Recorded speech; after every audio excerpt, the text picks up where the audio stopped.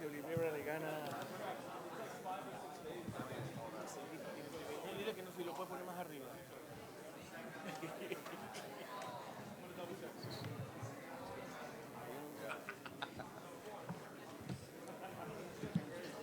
All right, I'll just get rolling here while these guys get up here. The bonuses tonight are Fight of the Night, Ilya Gaethje, and Performance of the Night, Gaethje and Gane. So Gaethje wins like $825,000 in bonuses. Who's got the first question? Dana, this event has dominated the conversation for so long. Been building to it forever. Now that it's finally in the books, I mean, you couldn't have written a better inning if it was Hollywood done. But what do you think about this event overall, the execution versus what you had envisioned? And every way that you can gauge success. I mean, the merch, we beat merch, the all-time merch number by double. We beat the budget by 40%. David, I just got off the phone with David Ellison. He's going crazy. I mean, out the gates from the first fight, the fight exceeded all their expectations. I'll let Paramount make their own announcement, but it was monstrous tonight. Yeah. Monstrous. Like he's, you don't get calls from billionaires flipping out too often. So he is extremely excited. I'll let them do their thing. They're over the last 2 days. There was something like almost 200,000 people over at the Ellipse, and the list just goes on and on. I mean, just every way that you. And then tonight the weather ended up. I thought the weather was perfect last night. The weather was actually better tonight. So we're sweating the storm all day. The beautiful all day, and then it's looking like from 6 to 9 there's going to be a storm. And this is fucking crazy, but the storm literally went like this and split and went around the White House.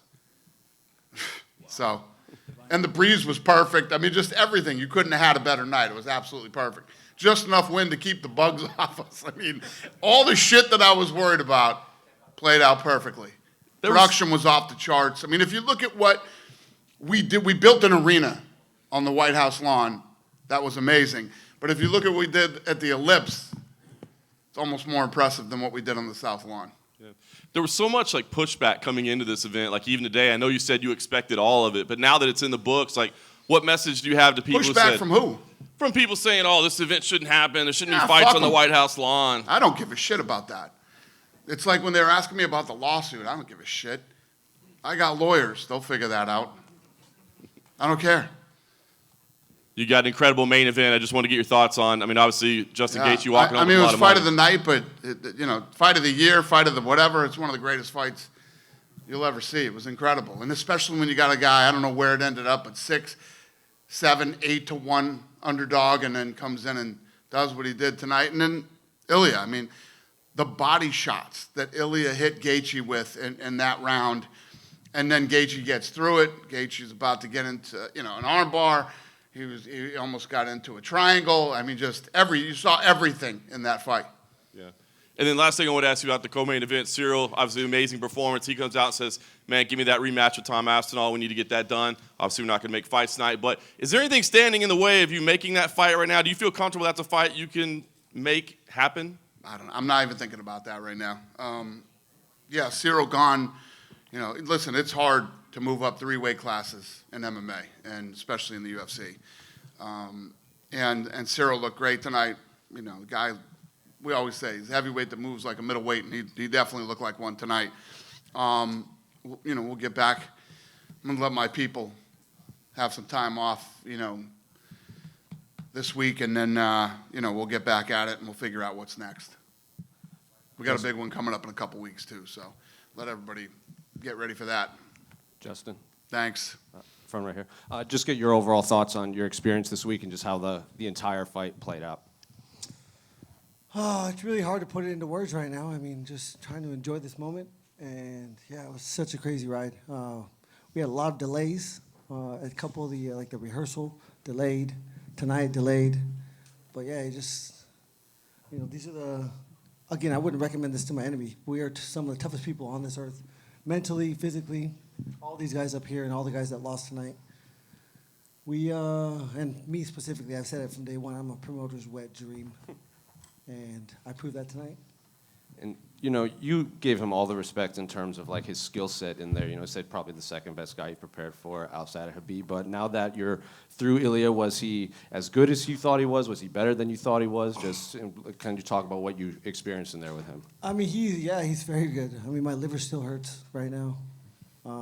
Those body shots were crazy. I mean, he was really, really fast. But, you know, when he didn't get the finish at the end of the second round, I think it really took his spirit. And, you know, again, I said it in the press conference leading up. I was like, he really backed himself into a corner saying he's going to be so dominant. And I said it. When we go to the second round, you're going to be like, what the fuck? When we go to the third round, you're going to be like, what the fuck? And, you know, that's what I did tonight.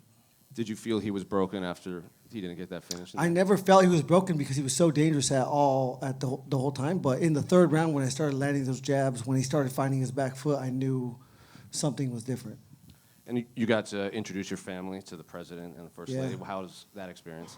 Yeah, it was incredible. I mean, coming from such a small town, I can't tell you how blessed I am to have made it this far, to have represented my small town, you know, as well as I have, and then now I get to represent my country as a whole, and I think I did a pretty good job tonight. My mom's dream was to meet Melania, and she got to meet her, so I'm happy for her. And Ciryl, front right here. Overall thoughts on the performance against Alex? You seem to have scouted him out pretty well. Just first round and the second round, how do you think the overall fight played out from preparation to how it ended up? We exactly what we did. We did very well. I prepared myself with my team very well, and we did the job. We are really happy. We know every time when you let a guy like Pereira in the middle in the cage and in the flawless, you're going to have a bad night. So the mission was to make pressure and not to be in the pressure. Were you surprised that he weighed more than you entering this fight? No. I was not surprised. There are 2-3 years ago, he looked already really big.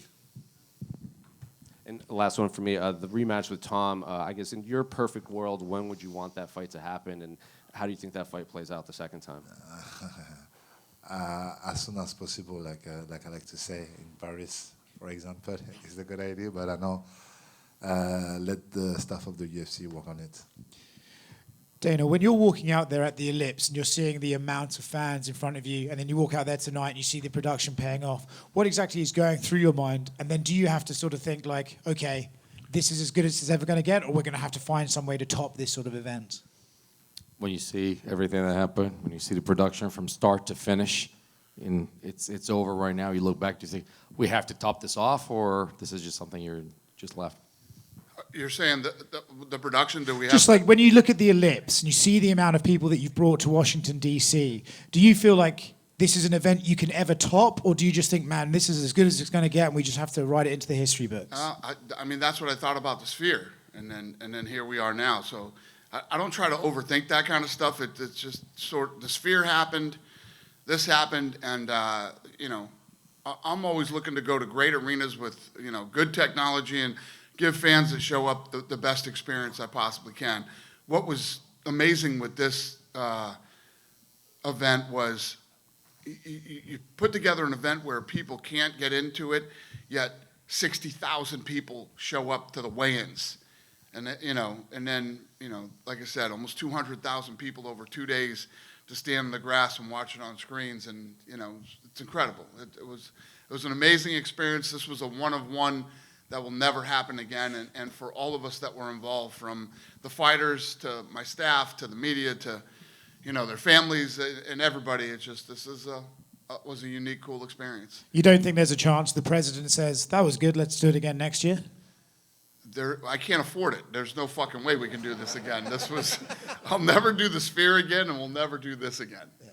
You obviously, look, no fights getting announced tonight, but Arman Tsarukyan was meant to be the backup for the main event, and then eventually he was not the backup. Does that hurt his chances of fighting for a title? What's the question? Arman Tsarukyan, he was no longer the backup. He was announced as the backup. He's no longer the backup. Did that hurt his chances of it? I don't know. My fucking brain is scrambled, man. I have been, you know, for the last 3 days like my team, we've been up till like 5 o'clock in the morning every night working on tickets and, you know, all the, you know, if you look at what we pulled off tonight and, I mean, just the security issues that we had and you know, working with the White House staff and Secret Service and everybody was incredible. So, yeah.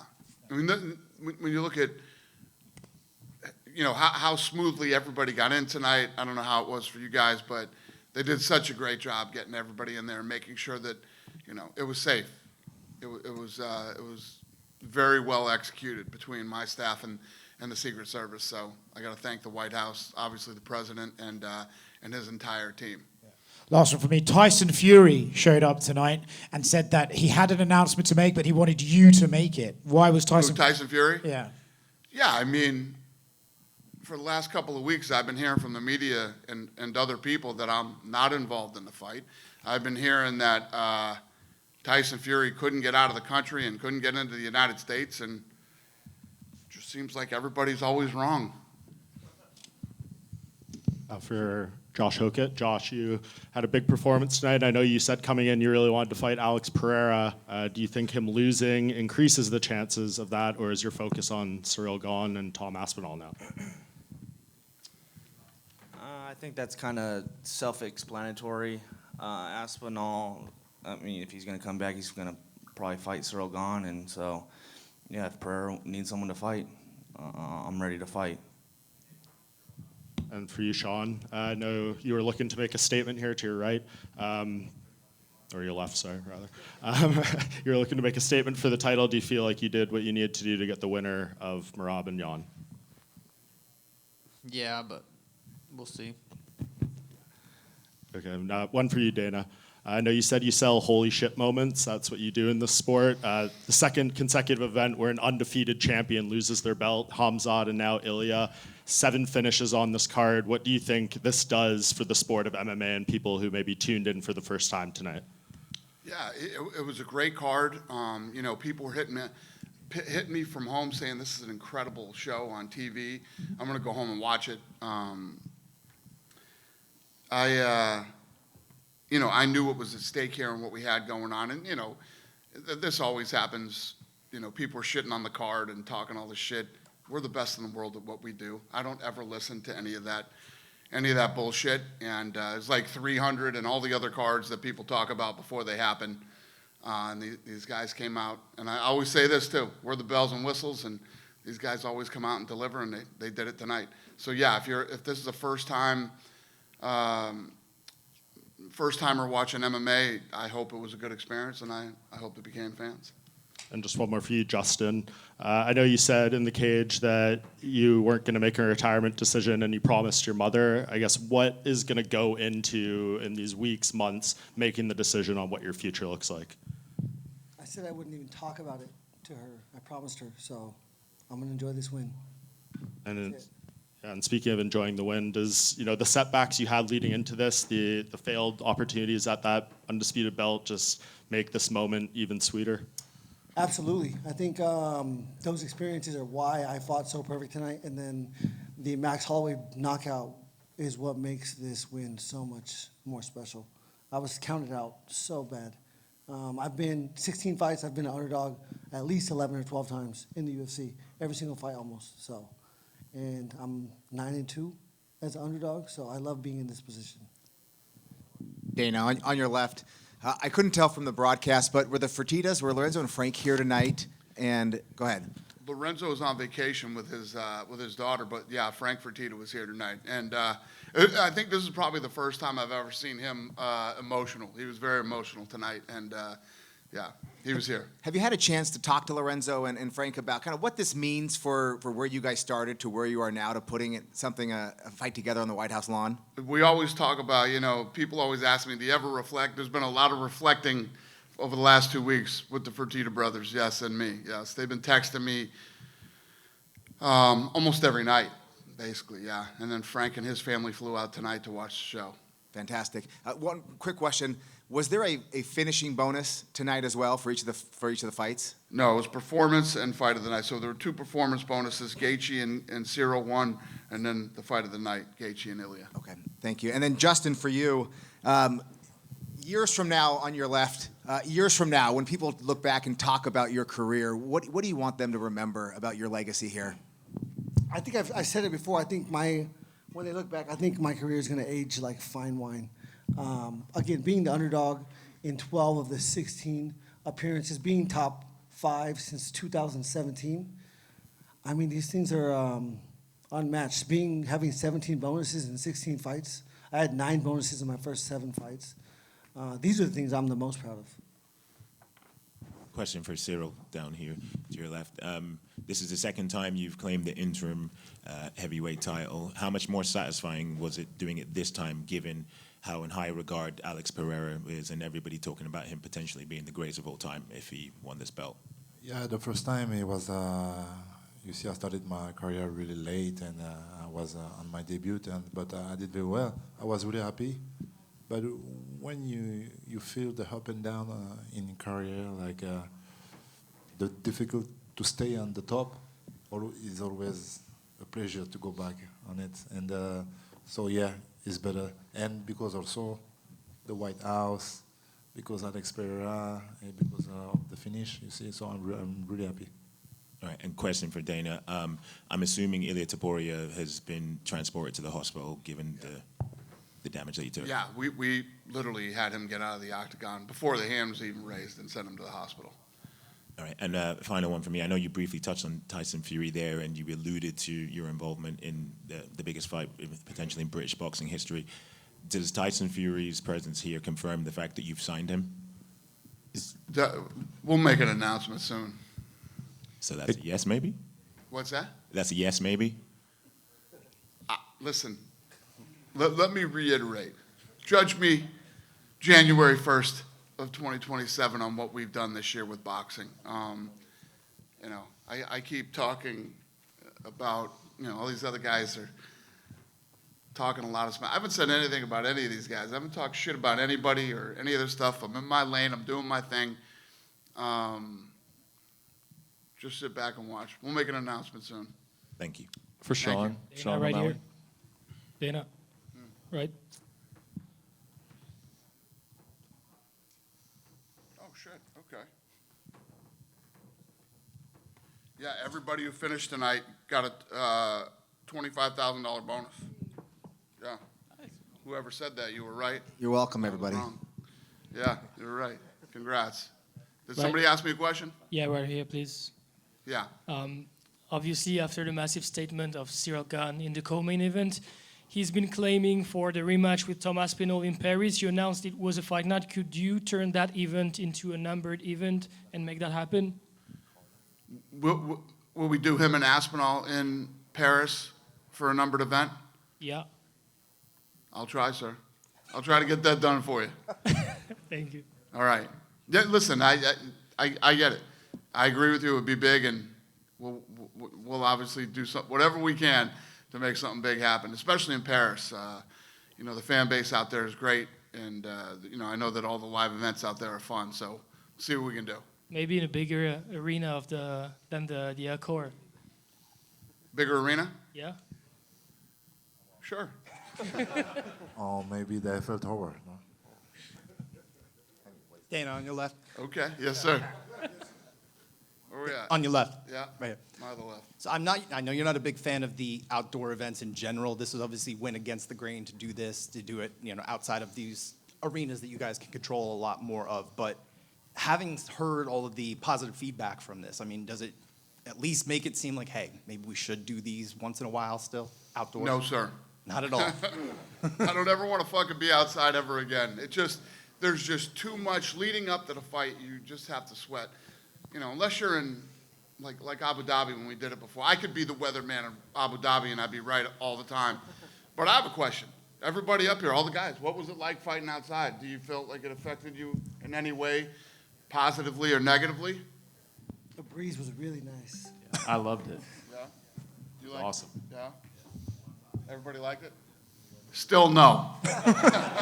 But what about, I mean, obviously there's a lot of pageantry, pomp and circumstance here as well. Could this be something that we see more of in an indoor space where, not obviously you can't do it at the White House, but maybe it doesn't look the same as many of the other numbered events. When you go to these places, you could do things a little more special and interesting?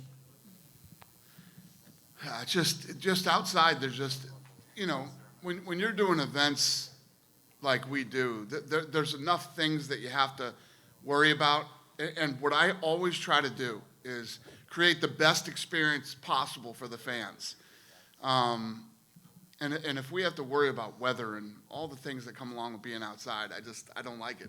No, I hear that, but as far as if you bring some of the more unique elements that we had for this, not these particular ones, but something a little bit different that you could bring indoors. Is that Like something what? you'd like just kind of having the servicemen walk them out, right? Yeah. Those type of things where you can kind of make it just a little bit different when you go to a particular place. Is that something that kind of intrigues you or your production team? Well, the president and I are talking about doing a fight for the troops next year. So obviously, if you did a fight for the troops, we'd do all that kind of stuff. We did a lot of them in the past. We used to work with the Fisher family, who were very dialed in with the military and could get things done easily.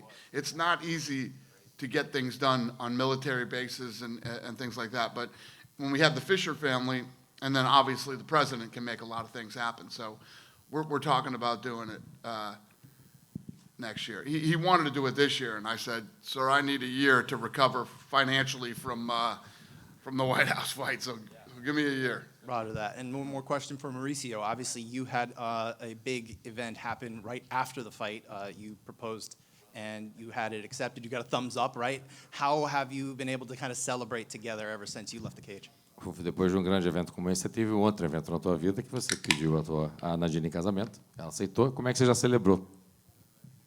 Tô muito feliz com tudo que eu vivi aqui na Casa Branca. Tô só esperando Dana mandar o bônus para mim e vamos fazer uma grande festa no Brasil. I'm very happy with the result, happy with what happened in the White House, just waiting for Dana to shoot the bonus over, and we're going to have a great party in Brazil for the wedding. Thank you. Justin, here, on your right. Simone Tata for Fight for Yours. First of all, congratulations for your victory and the performance. This sport has given us many wonderful stories over the years, many fighters. Of course, you're biased about this, but is this like the most beautiful story possible? You fighting a proud American, winning on the White House South Lawn against an undefeated fighter. Is it the best possible story this sport has ever written? I think so. Yeah, I've been a huge fan of this sport since 1992 when there was no rules, all the way to 2001 when they debuted The Ultimate Fighter. And I have been a huge fan of this sport. I've watched every single athlete's, trajectory and career throughout the way. And yeah, I said before this was going to be like some Miracle on Ice stuff. And yeah, I'm so happy to put my country in such a good light. I am from the middle of nowhere here in Southeast Arizona. And yeah, I don't know, America, fuck yeah, let's go. Awesome. And question pour Ciryl. Félicitations pour la victoire. Quelle est la différence principale que tu as rencontrée entre Alex Pereira et Thomas Spinal? Et comment tu vois une autre lutte contre Aspinal après ce que tu as déjà vu contre lui la première fois? Quelle est la quoi? Quelle est la différence principale entre... La différence? Ouais. La différence... The big difference en français ou en anglais, je sais pas. En français. En français. La grosse différence, non.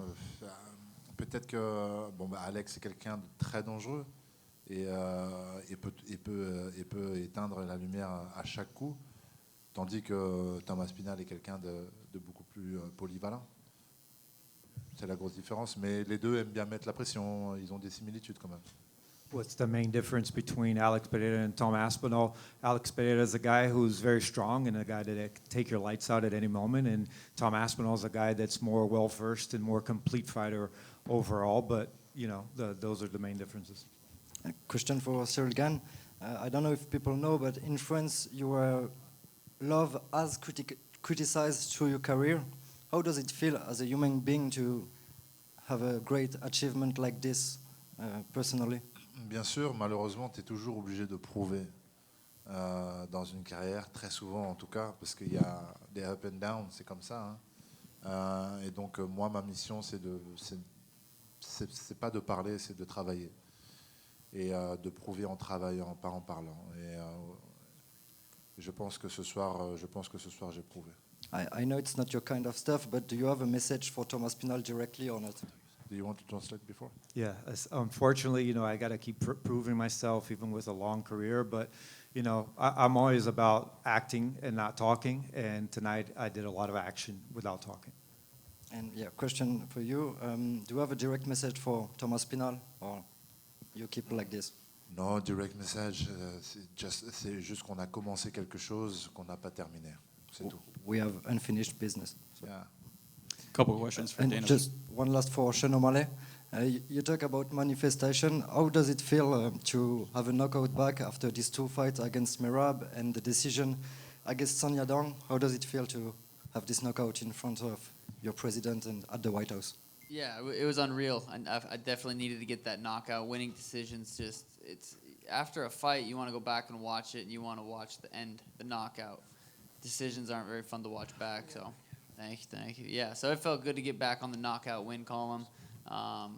And just the way it happened, I was saying in interviews, I'm going to knock this dude out, salute right away. I think I hit the salute before he even hit the ground. It was epic. And you have a message for Petrian? No, I mean, no, he's got to fight Merab again, I think, and we'll see how that goes. But I don't know. Should have been him tonight. Question for Dana, back here. Dana, back here. Yeah. Oh yeah. So last night, Khamzat Chimaev and Dylan Dennis got into a brawl at Real American Freestyle Wrestling. Shocking. Yeah. Are you concerned that your fighters are getting into trouble and potentially injured there? Who's in trouble? Dylan Dennis is not my fighter. Khamzat. Is he in trouble? Well, he was in a brawl with 100 people. Yeah. And he's in a brawl with 100 people. No commission suspended him. Let me tell you what I could do. If Dylan Dennis is the opponent, I can guarantee you a brawl is going to break out. Yeah. No. The answer is no to your question. Makes sense. Congrats on a great event. And question for Diego. Thank you. Diego, you win by spectacular knockout, and then you call to potentially be in the main event as a backup right away. Do you even get a chance to celebrate your victory, or are you already thinking about what's next? No, this time, I just went back to the hotel, take my pizza, and relax my body, So it's like a long training camp, 2 months training camp, so hard. So I just fight 2 months ago. I have a lot of injuries my feet, so I have I have put a lot of discipline in the training camp. But yeah, everybody know me. If you UFC this time need me, I'm here. Pregunta para Diego Lopes. Bueno, Diego, felicidades por tu victoria. ¿Cuáles fueron tus sensaciones de abrir una cartelera con un knockout? Y has estado además en los 3 eventos históricos de UFC, 300, en Esfera y ahora en la Casa Blanca y con 3 victorias. ¿Qué sensaciones te deja eso? What was the feeling of opening this great event and the fact that you were in 3 amazing events with the UFC, UFC 300, UFC at the Sphere, and now here at the White House, and all of them with the win? No, pues me siento increíble. La verdad es que todo salió como estábamos esperando. Pude salir con la victoria, pude conseguir un gran knockout y, pues bueno, pasé de ser peleador a pelear en 3 importantes eventos a ser peleador que tem 3 vitórias em 3 importantes eventos, ¿no? Entonces, eso es algo que va a agregar mucho pues para mi carrera. I'm feeling great about those wins and about being on those. We trained a lot, and I went from actually being a fighter that was in those 3 important events just to be in those, to be a part of those, to be a fighter that had 3 wins in those, and that I think that has propelled my career to another level.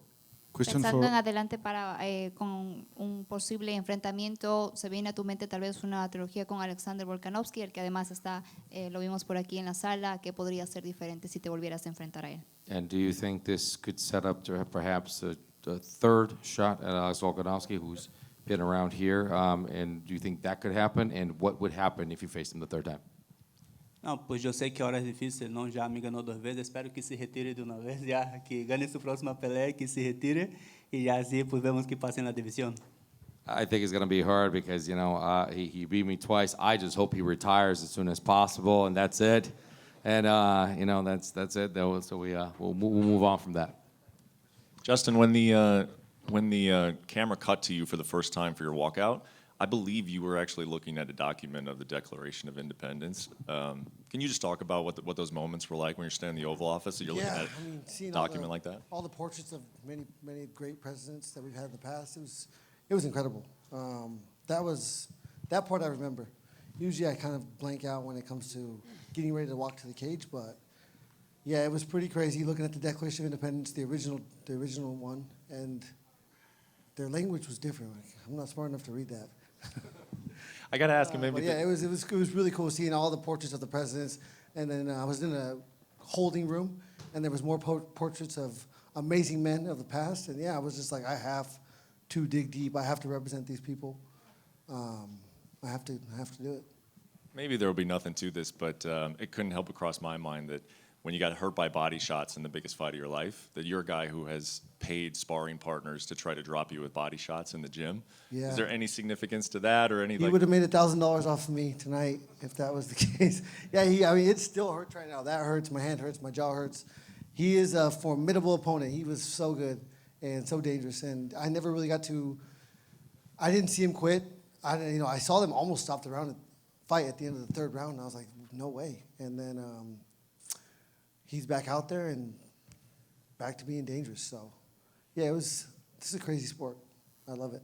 And then Dana, one for you. I mean, the first thing you said when you came out on the Lincoln Memorial was "Happy Birthday, America," and this was a big responsibility. I mean, you're tasked with handling America's birthday on the White House, and I felt like the video packages. I could see there was an effort that it was what you said. It wasn't political, and you showcased the military a lot. Can you just speak to what you would hope to do as far as America's 250th birthday, and as someone who really doesn't care a lot sometimes how you're critiqued? Do you hope that you get some credit or some good feedback on something like that? Listen, I love this country, and this event was for America's 250th birthday. There was no political agenda for this event or anything like that. The fact that the President of the United States entrusted me to, they could have had anything. They could have put any type of performance on. And like I said, there's tons of things going on in this city up until July 4th to celebrate. And the fact that he trusted me to do this and to deliver tonight, and we did. And like I said, I did all the media.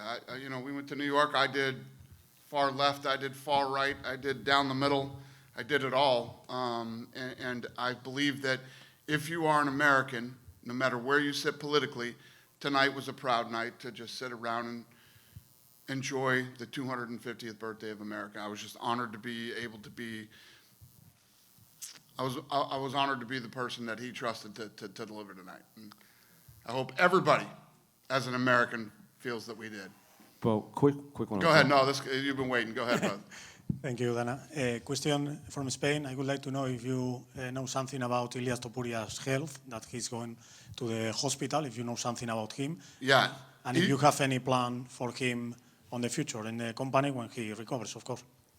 What was the rest of that question? After the health question, any plans for Ilya in the future after tonight? Yeah, Ilya's in the hospital. He's busted up. I'm not a doctor, but his eye looked like he probably has broken orbital. I don't know that. That's not a fact, but I'm just assuming. And my plans for him are to go home and rest and recover and take his time. And tonight was a rough night for him. I just want to make sure he's healthy and good, and not even thinking about him fighting again. Just want him to go home and relax and rest and heal. But was that the president that just called you up there? Yes, sir. I wasn't really planning on answering the phone, but when I pulled it up and saw the caller ID, I was like, I should probably answer this. What did he think of your fight? He liked it. Yeah, it was good.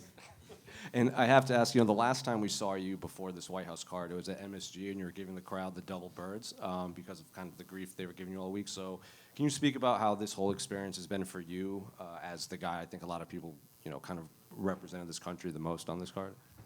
It was amazing, to be able to have the opportunity to come here, compete in this event is insane. It still doesn't really feel real. I feel like I prepped for 7 months every day, grinding for 4 minutes, and it just goes by so quick. I'm sure every fighter can attest to that, and it's crazy how fast it goes by. But I think because of all my experience in wrestling, competing at a high level in intense events, I was able to be very present through the whole week and enjoy it and really have fun, smile through it, even though, there's a lot of pressure and stress involved. So grateful for that and grateful for Dana, the UFC, everybody that put an unbelievable amount of work in to make this happen for us, and it's just an honor. So overall, just very grateful. Last two questions, right here, right there. Dana, back over here. Just real quick, you had so many different people from so many different backgrounds at this event, watching in person and all over the country and all over the world. Just tell me about the notion of sports being the ultimate unifier. How much you agree with that? Just with how many sports going on and this event being a highlight.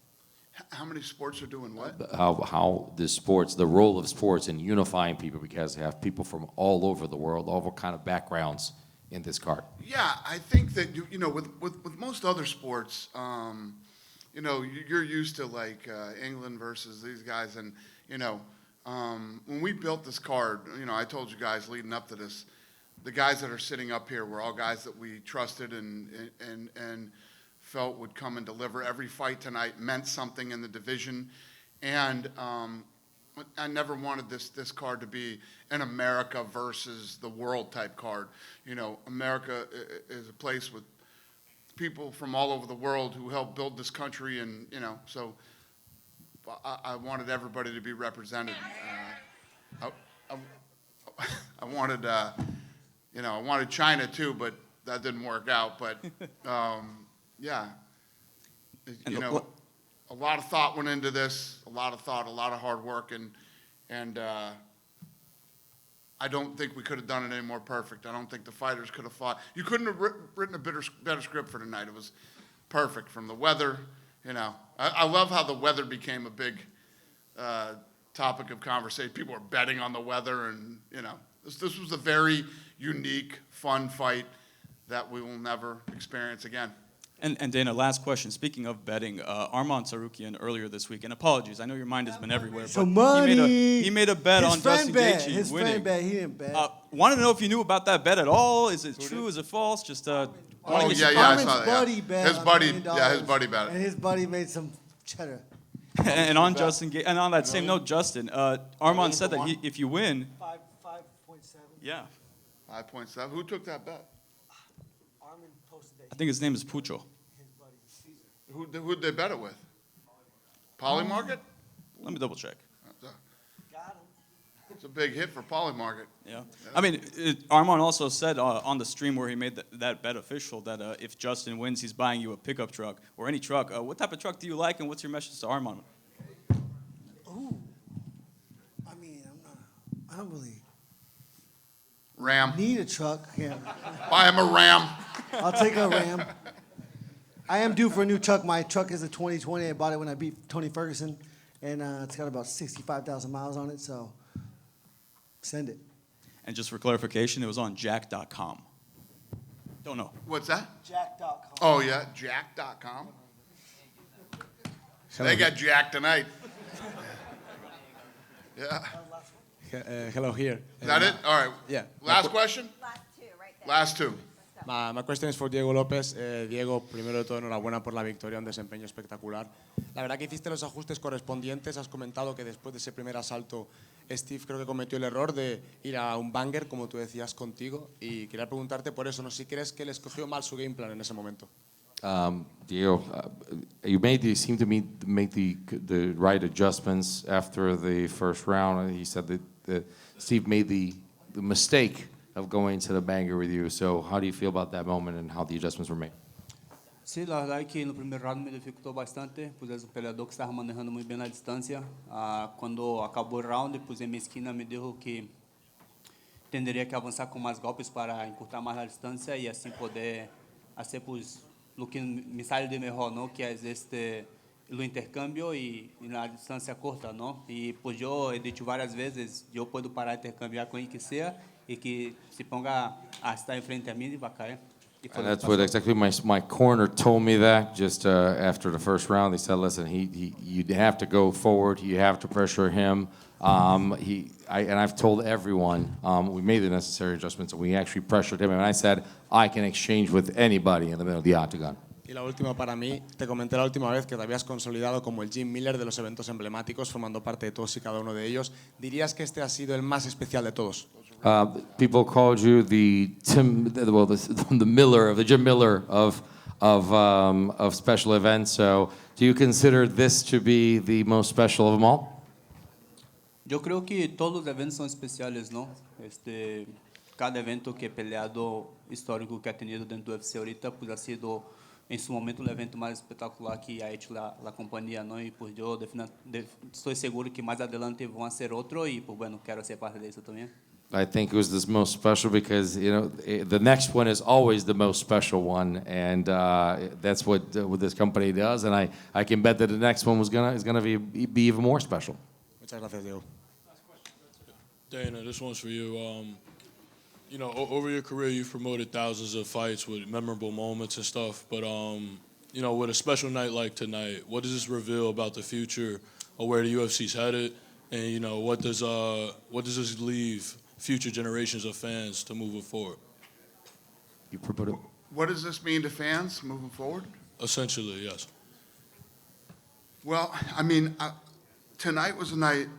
Listen, we knew leading up to this thing that we were going to pull a massive number on this show, and like I said, on America's 250th birthday, hopefully tonight created some unity. Like even for the people that thought this was going to be some big political statement or something, this wasn't. This was Americans, all Americans celebrating the birthday, and then for people who tuned in for the first time, because it was at the White House. Hopefully they like the sport. They like some of these guys' stories, and they tune into the next one because International Fight Week is going to be fun too. So, yeah, hopefully we created some unity in the country and in the world and brought in some new fans. I hope that's what we walk away with tonight. So, thank you guys for coming and have a safe trip home.